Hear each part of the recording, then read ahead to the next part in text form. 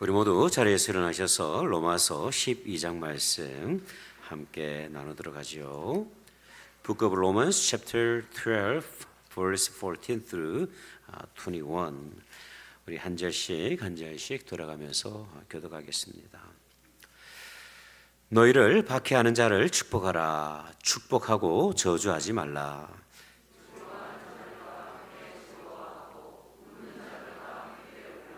서로 마음을 같이하며 높은 데 마음을 두지 말고 도리어 낮은 데 처하며 스스로 지혜 있는 채 하지 말라.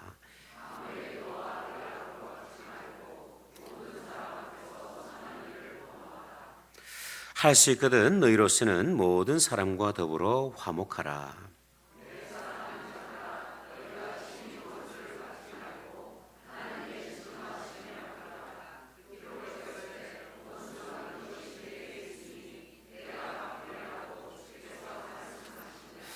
내 원수가 줄이거든 먹이고 목마르거든 마시게 하라. 그리함으로 내가 숯불을 그 머리에 쌓아 놓으리라. 악에게 지지 말고 선으로 악을 이기라. 아멘. 자리에 앉으시겠습니다. 평소 학교에서 모범적으로 생활을 하던 중학교 남학생이 있었습니다. 이 학생은 부모님의 말씀을 곧잘 들었는데요. 부모님이 늘 이렇게 이야기를 하셨다고 해요. 아들아, 학교에서 친구들이 괴롭혀도 싸우지 말고 그냥 참아주렴. 예수님께서는 누가 너의 오른편을 이렇게 때리거든 왼편 뺨도 돌려주라고 말씀하셨단다. 너무나도 착했던 이 아이는 학교에서 간혹 친구들이 에이시안이라고 놀리기도 했지만 꾹 참고 그렇게 살아가고 있었어요. 근데 하루는 학교에서 있었던 그 속상한 일을 아버지에게 말씀을 드렸는데 그날따라 화가 난 아버지가 이렇게 말씀하시더랍니다. 누가 우리 귀한 아들을 괴롭혀? 혹시 그러면 다음에는 참지 말고 그대로 갚아주렴. 그렇게 며칠이 지난 후에 학교에서 돌아온 이 아들이 주말 학교에 참여하라는 통지문을 가지고 왔습니다. 이 주말 학교는 어떤 학교냐면 학교에서 말썽을 피운 문제를 일으킨 아이들이 벌칙으로 참여하는 주말 학교예요. 토요일 날 학교를 가야 되는 거예요. 그리고는 그 통지문을 가지고 자초지종을 쭉 설명을 하는데 학교에서 친구와 놀던 중에 갑자기 한 친구가 자신을 막 밀치더랍니다. 평소에는 아버지의 말씀에 따라서 쭉 참고 있었지만 그런데 불현듯 며칠 전에 아버지가 하셨던 이야기에 용기를 얻어서 자기를 밀쳐낸 그 아이에게 공중 날라차기를 한 것이죠. 그러던 중에 친구의 바지가 홀라당 벗겨지고 말았습니다. 안타깝게도 그 모든 장면을 선생님이 보고 계셨고 결국은 토요학교에 주말학교에 참여하라는 통지문을 받은 것이죠. 여러분, 이 아이가 누구일까요? 우리 집 막내 아들입니다.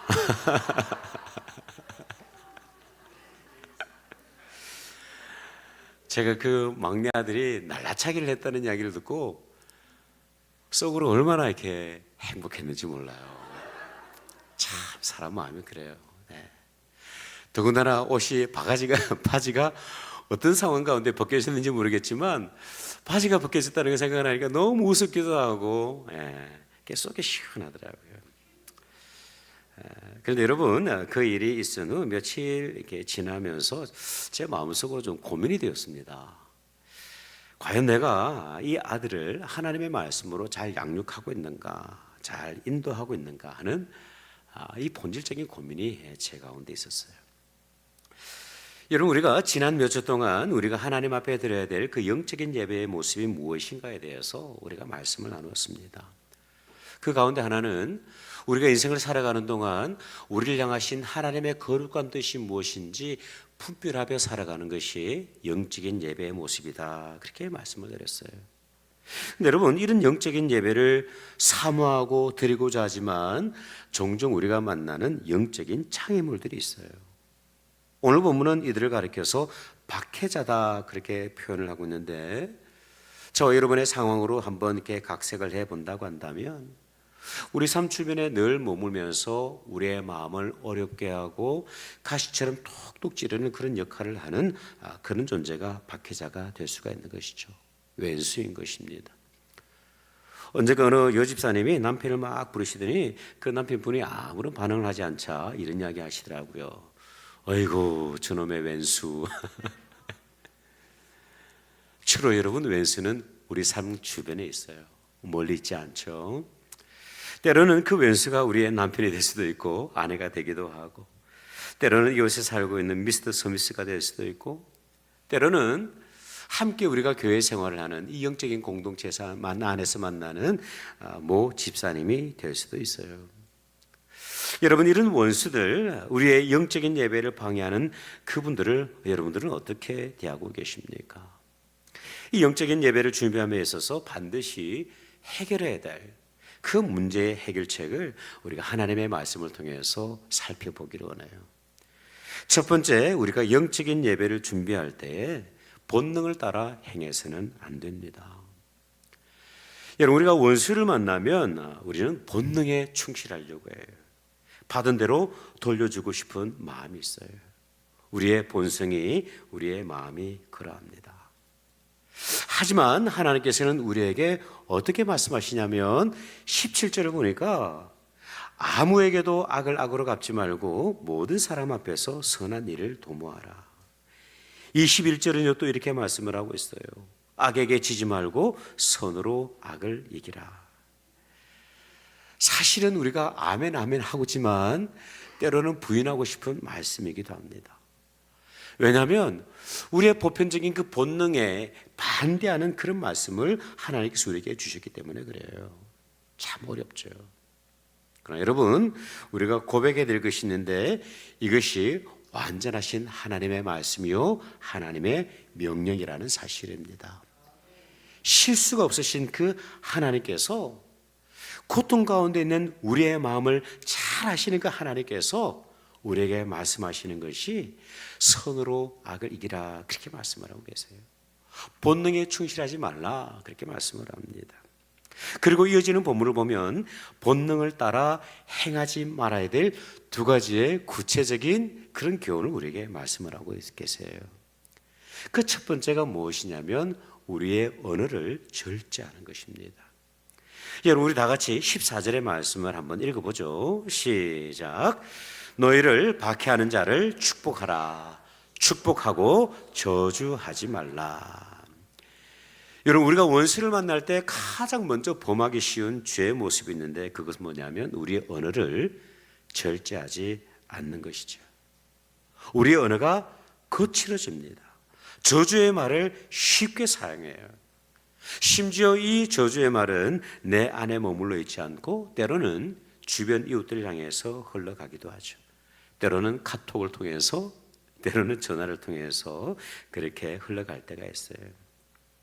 심지어 때로는 언어가 절제되지 않을 때 없던 내용까지 더해져 가지고 정말 원수를 정말 원수로 만들어 버릴 그런 때가 있는 것이죠. 이런 우리에게 하나님께서는 언어를 절제하라, 그렇게 말씀을 합니다. 저주하지 말고 축복하라, 그렇게 말씀을 하고 계시죠. 특별히 제가 이 본문을 묵상하던 가운데 주목하게 된 표현이 하나가 있었는데 원수를 축복하라는 표현이에요. 원수를 축복하라. 이런 원수를 어떻게 우리가 축복할 수가 있겠습니까?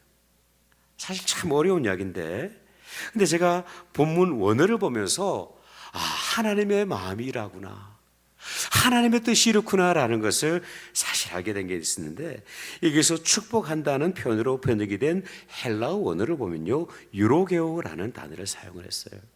이 단어는 blessing이라는 의미보다는 사실은 praise라는 그런 의미가 있어요. 좋게 말해준다, 조금 칭찬해준다, 높여준다는 그런 의미를 가지고 있는 거예요. 우리가 원수를 만날 때면 어떻게 합니까? 비난하고 깎아내리고 저주하기에 바쁘잖아요. 그런데 하나님께서는 우리에게 축복할 것을 말씀하시면서 그 원수에 대해서 조금은 인정해 주라는 거예요. 조금은 높여 주라는 거예요. 허물이 많은 인생이지만 그래도 깊이 들여다보면 칭찬할 거 하나 정도는 있지 않겠습니까? 네. 남편이 내 속은 썩이지만 그래도 아이들한테는 잘하지. 김 집사가 내 인생의 가시 같은 존재이기도 하지만 그래도 하나님을 사랑하려고 정말 애쓰고 있지. 조금 그렇게 높여주는 거예요. 내가 볼 때 점수가 76점 정도 되면 조금 반올림 해가지고 80점으로 인정을 해주는 것이죠. 이것이 원수를 대하는 그리스도인의 삶의 방식, 영적인 예배의 모습입니다. 저에게도 이런 원수 같은 분이 계셨어요. 이분이 어떤 분이냐면 동료 사역자였는데 정말 마음을 힘들게 하시더라고요. 정말 좀 안 보이면 제가 좀 마음이 좀 편할 텐데 매주마다 만나서 사역을 이야기해야 되고 같이 찬양도 해야 되고 하는데 마음이 얼마나 불편한지 몰라요. 대놓고 비방하지는 않지만 제 마음 가운데 어떤 것들이 있었냐면 또 다른 동료 사역자들 가운데 그들에게 은근슬쩍 그 상대방의 허물을 드러낼 때가 있었습니다. 그런데 어느 날 제가 부흥회를 참여하던 가운데 하나님께서 저를 긍휼히 여겨주셨어요. 오히려 제 안에 있는 그 사랑의 미진함, 부족함을 하나님께서 보게 해주셨어요. 평소에는 늘 그 원수에 대해서 원망하고 정말 이렇게 축복하지 못하는 그런 마음이 있었는데 정작 하나님께서 제게 보여주셨던 마음은 어떤 것이었냐면 내 안에 십자가의 사랑이 없다는 것을 보게 해주셨어요.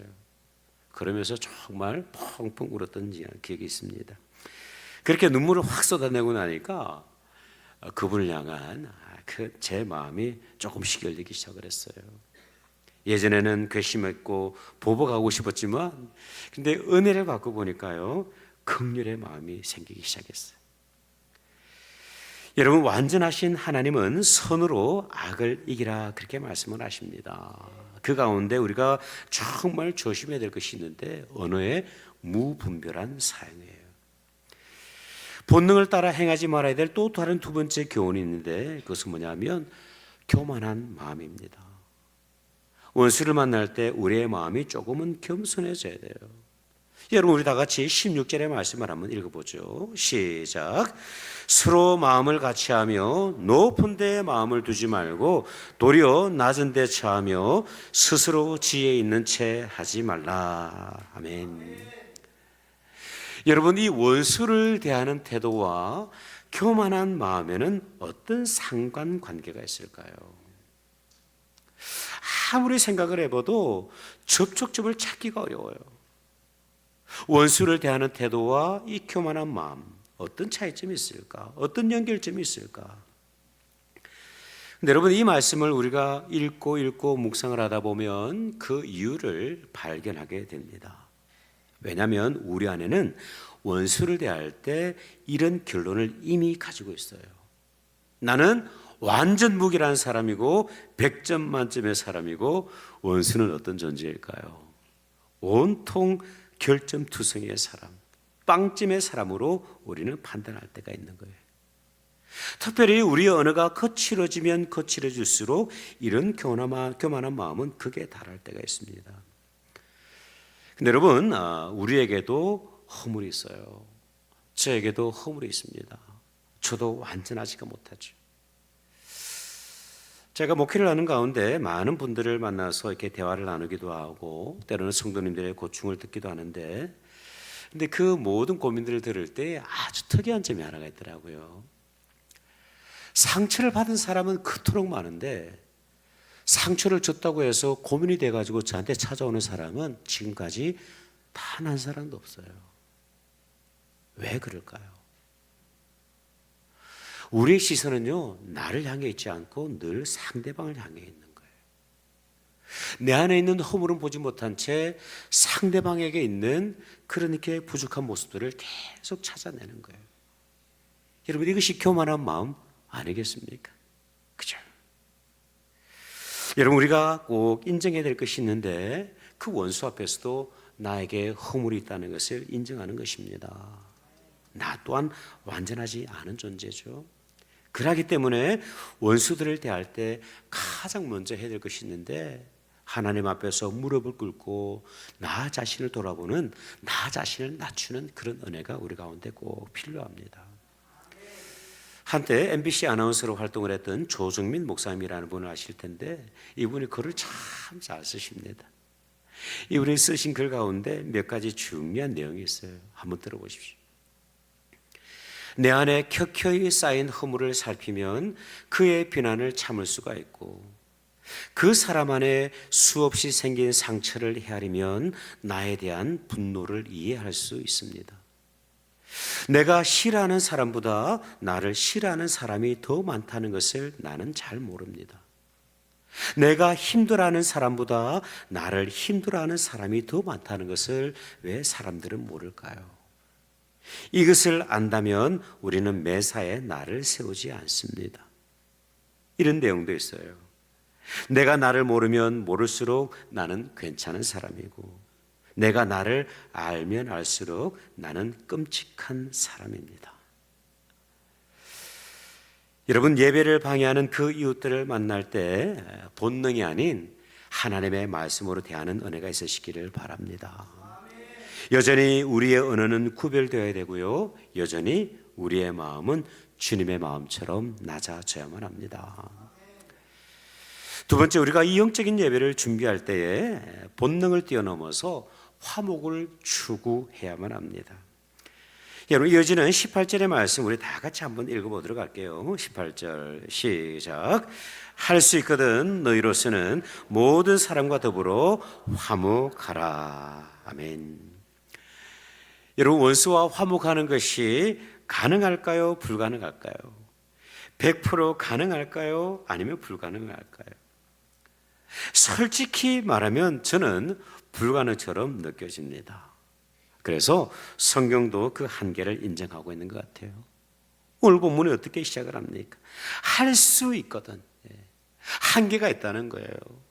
원수와 더불어서 화평의 관계, 전쟁이 없는 그 관계를 온전히 유지하는 것이 참으로 어렵다는 것을 오늘 본문도 인정을 하고 있어요.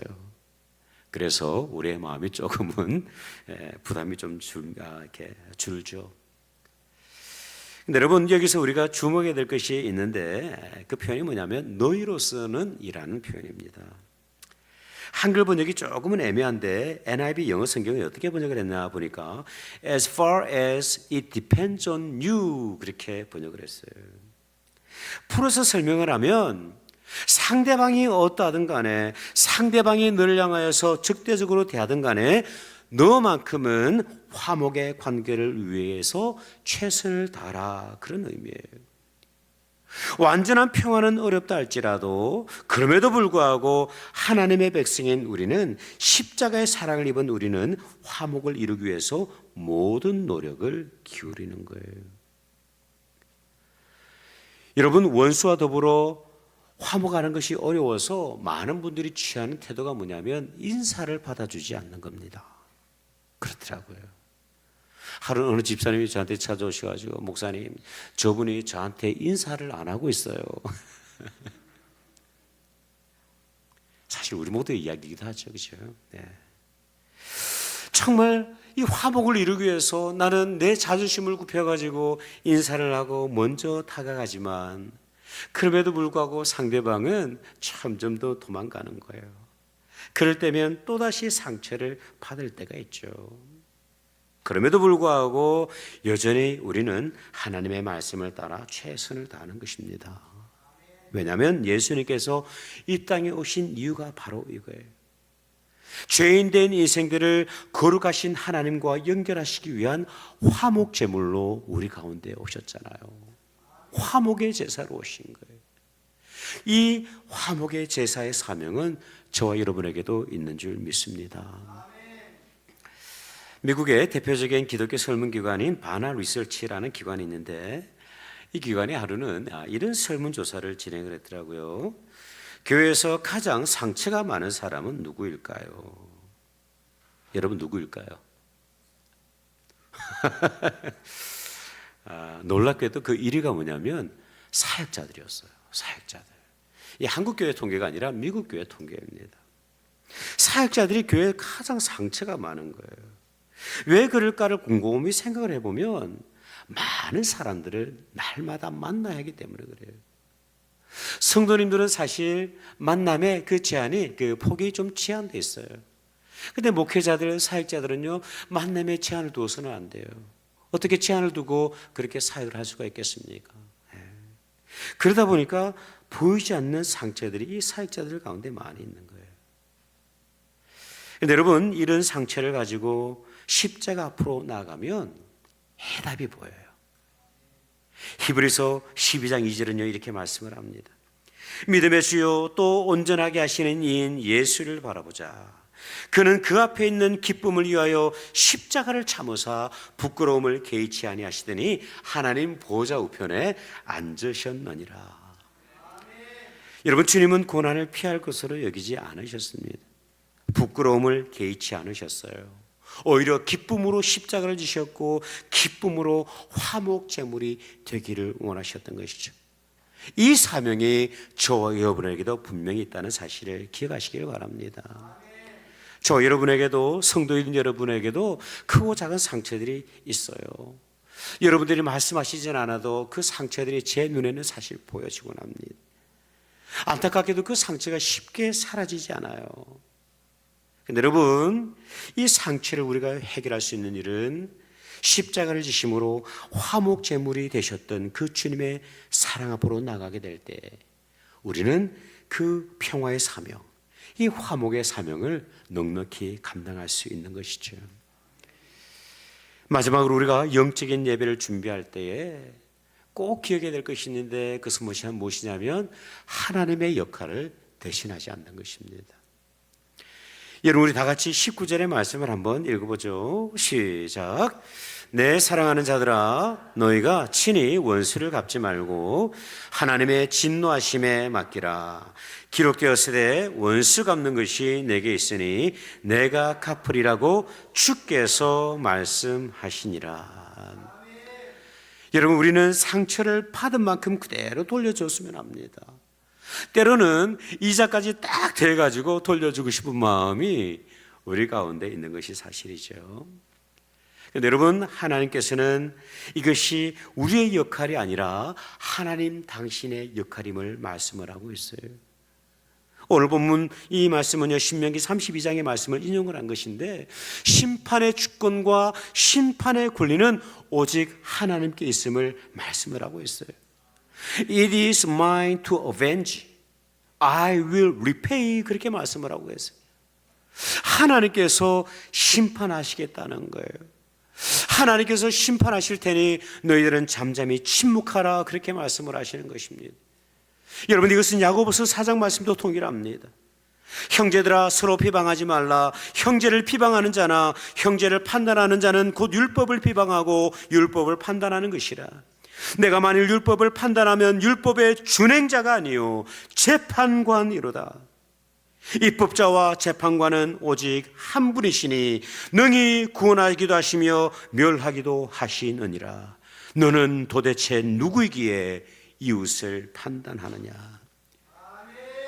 여러분, 우리가 너무나도 본능에 충실한 나머지 원수를 향한 그 보복을 내가 하려고 할 때가 있어요.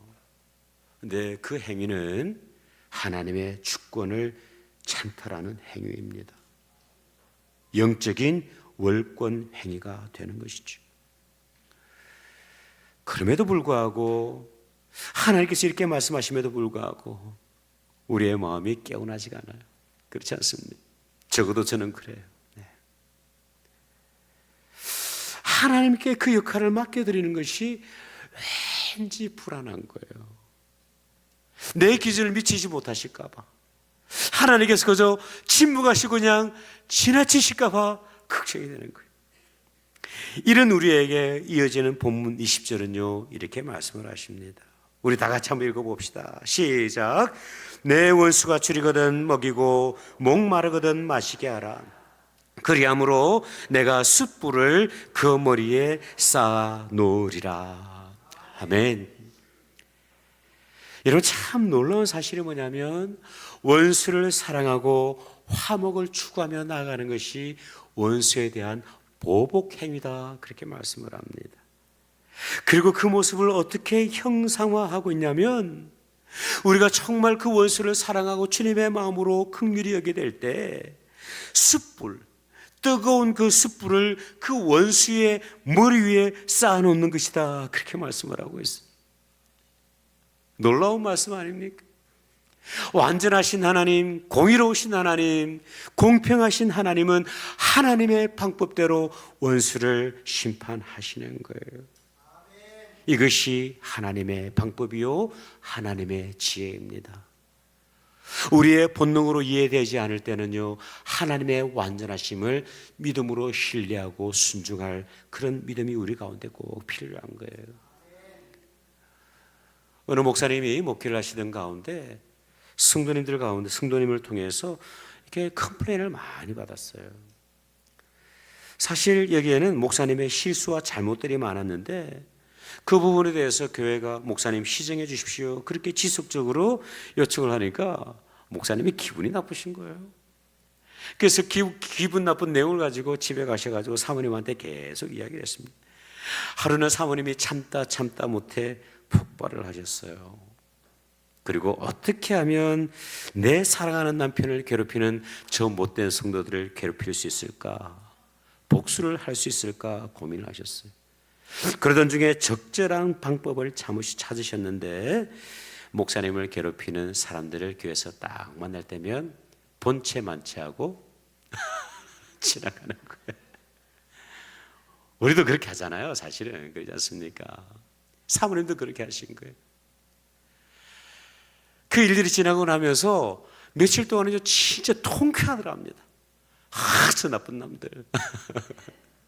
속이 시원하더라고요, 그냥. 근데 여러분, 그 결과가 어땠을까요? 이 목사님의 목회가 점점 더 어려워져요. 그나마 목사님에게 호의적이었던 성도님들까지도 그 목회에 대한 마음이 떠나고 결국 목사님 가정이 교회를 떠나시게 되었습니다. 제가 알고 있는 분의 이야기예요.